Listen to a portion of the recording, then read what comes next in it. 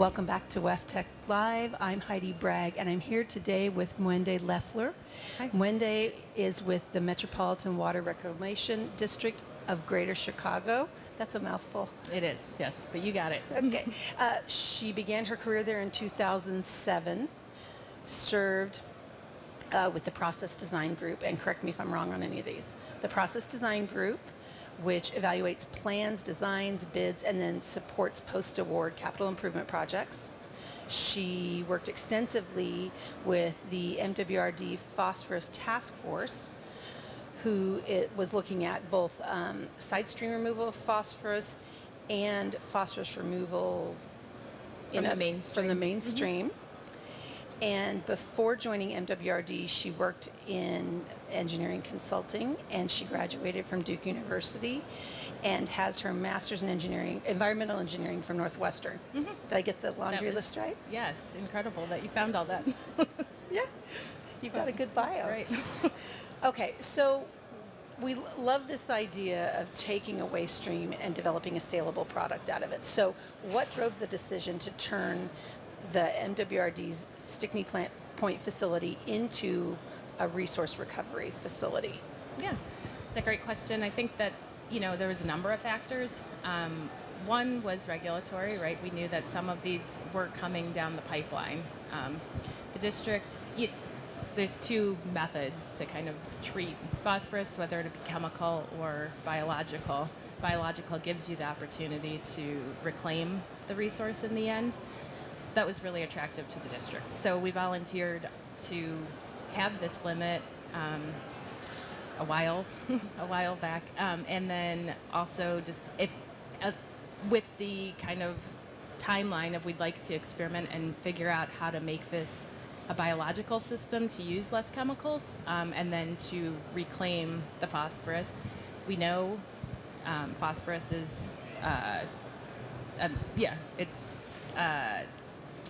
I'm blanking on the word, a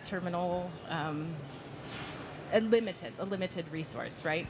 So we want to be able to reclaim it so we're not mining it. When we're mining it in different places, that creates all sorts of other problems in waste streams. So if we could capture that, reuse it, it also provides, downstream, we have our point sources, which are easily regulated. But there's also a ton of non-point sources going into the Gulf of Mexico. Having a slow-release phosphorus fertilizer is something that helps further downstream too. So it's not, it's only activated when the plants Need it. Yeah, right, which is perfect. Well, and as someone who lived on the Gulf of Mexico and frequently couldn't go to the beach because of red tides, thank you. Yeah. Thank you for your efforts. For our part, yeah. Yeah. Okay, so how does the process decrease phosphorus levels? So if you're doing biological phosphorus removal, the phosphorus is coming in from typical wastewater and industry. Our bugs at our plants do so much work for us, obviously. And then when you can create the conditions in the aeration tanks themselves to kind of favor the ones that take up more phosphorus. They take up a lot more phosphorus, we settle them out, then they go to the side stream for the processing of the solids. So, if you don't control that, all of the processing of the solids has centrate, the water, that's all you're doing when you're processing the solids is separating the water from the from the liquid. From the liquid from the solids, yeah. Right? So that liquid then is higher in nutrients. Typically that goes back to the beginning of the plant. It can cause all sorts of problems when you're not trying to regulate phosphorus, right? Like struvite in the pipelines, which we've definitely had. But then when you regulate it and take it out in the side stream, then that helps the overall stability of the biological process too. Okay. So how did the facility size affect this project? Because it's one of the largest recovery facilities in the world. Is that correct? Right. Okay. Right. So how was size a factor in how you guys implemented this process? Everything Stickney is affected by size. Like, I mean, like you said, it's one of the largest in the world, right? So you have, we're putting in our reactors. We have 3 of them, 3 Pearl 10,000s, huge. They're, 50 feet tall. When you even constructing the facility, right? It was kind of cool. You see the cranes coming in, lifting the reactors and putting them down, and then we put a roof over it because it's just hard. It's hard to construct something around it even. I'd say that's probably the biggest thing. I think what's interesting to me too is the size of the plant, like even being able to pinpoint what, we know and we can point to how it helped stability of the EBPR process. But when you try to quantify anything, right, it was kind of like, wow, we know it's removing phosphorus, but then you look at the influence and you can't see it necessarily in a day-to-day, the noise of the data. But that's also because it's such a big plant. There's so many things coming in, so many inputs that you're regulating. So it was, interesting that way too. You've got so many things going on simultaneously that it's hard to track one constituent all the way through. Right. That makes sense. Okay, so on average, you said you couldn't quantify, but I'm going to ask the question because it's here. On average, how much crystal green does Stickney produce each year? I mean, I know profit wasn't the primary motivator, but I'm wondering how much and how that income stream comes back to MWRD. Right. So we do sell back the product to Crystal Green or to Ostara Crystal Green for, per ton. Our tonnage really has fluctuated though over the years. In the beginning, there was the setup, and you're working through the kinks of, hey, this was just constructed, and now it's operational. Is there a seasonality piece to it as well, or no? No, I'd say that's pretty. Yeah, the side stream, it's pretty regulated by the time you're to that. But then we ramped up.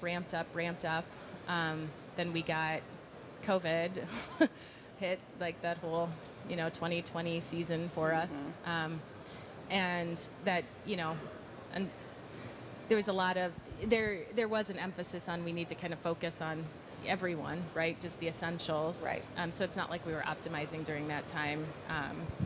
And so we were, and we didn't actually have a limit then either. So we were, the world was figuring out what to do. So we were trying to figure out the essentials, and maybe EBPR is not the most essential thing right this second, right? And then, so it's been ramping up again since then. And so I'd say we're removing about, it was 6 tons, I think, a day right now, but that definitely varies up and down. Like I said, like as we ramped up, and then different seasons of MWRD life. And then, but they are looking to ramp up production again. Well, and it's nice because it's not only providing a source of phosphorus fertilizer that people can use, it's pulling it out of the waste stream so it doesn't irritate anything in the Gulf, and it's keeping people from having to mine it in sometimes dangerous circumstances elsewhere in the world. Right. So I like that that's triply beneficial. Yeah, and it helps us, right? There you go. Helps our bugs. Okay, so now that it's been up and running for a few years, how have O&M costs been? Have they been consistent with projections, or have you seen differences that you weren't expecting? See, the biggest difference was our chemical. There's 2 chemicals you add into the process, so caustic and magnesium. Our magnesium, that's a pretty easy calculation. You are just taking a concentration. One of the things that we were talking about that I wish that we had done before was titration. Of the magnesium dose? No, of the centrate itself. Because then when you add caustic, you have to raise the pH to their set amount. But we ended up needing more caustic than we anticipated, just off of averages. So it could have maybe been predicted. I think we just have a high buffering capacity in our centrate. So I think that was probably the biggest cost. I think the other, it's definitely with maintenance. It's when you do anything big, and to stay on top of maintenance, I think so there were some lessons learned, I think, for us there too. We have to stay on top of it, because if you don't, it's not just a small problem, then it's a big problem. You've a 50-foot reactor. Right. And, you could have struvite buildup, for instance, but struvite buildup in a small reactor is just a small amount of struvite. But at that scale. Right. You can build up quite a bit of struvite, and then it takes time to get that eroded and down, which means that you're at less capacity than for the building, because you have equipment out of service for a longer time too. Okay. So. Well, and it's not, obviously there's going to be fine-tuning with any process. Exactly. Right. So I don't think there's anything that was shocking to our system. And we have great, operators. Like, it was great to have the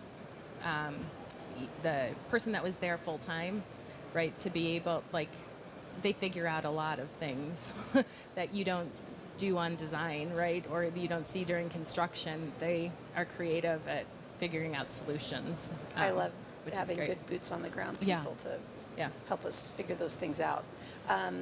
My last question is, what advice would you have for other utilities who want to change to a resource recovery model like you have?